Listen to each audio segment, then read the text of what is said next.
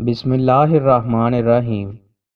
رسول اللہ صلی اللہ علیہ وآلہ وسلم نے ارشاد فرمایا، جس شخص کے دل میں رائی کے دانے کے برابر تکبر ہوگا وہ جنت میں نہیں جائے گا۔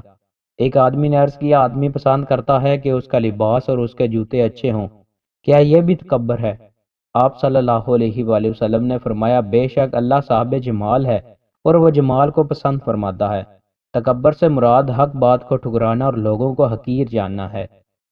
رسول اللہ صلی اللہ علیہ وآلہ وسلم نے ارشاد فرمایا، مومن جو بھی خرچ کرتا ہے تو اس پر اسے اجر ملتا ہے، لیکن اس نے جو خرچ اس مٹی پر زائد از ضرورت کیا اس پر اسے اجر نہیں ملتا۔ رسول اللہ صلی اللہ علیہ وآلہ وسلم نے ارشاد فرمایا، آدمی اپنے دوست کے دین پر ہوتا ہے، لہٰذا تم میں سے ہر ایک کو چاہیے کہ وہ دیکھے کہ وہ کس سے دوستی کر رہا ہے۔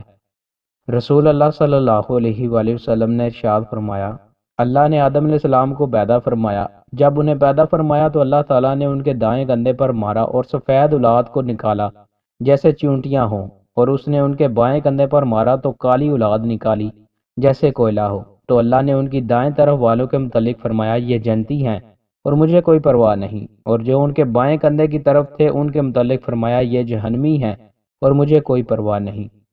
رسول اللہ صلی اللہ علیہ وآلہ وسلم نے ارشاد فرمایا، وہ شخص جو اپنی موت کے قریب صدقہ کرتا ہے یا غلام آزاد کرتا ہے تو وہ اس شخص کی طرح ہے جو شکم سیر ہونے کے بعد ہدیہ کرے۔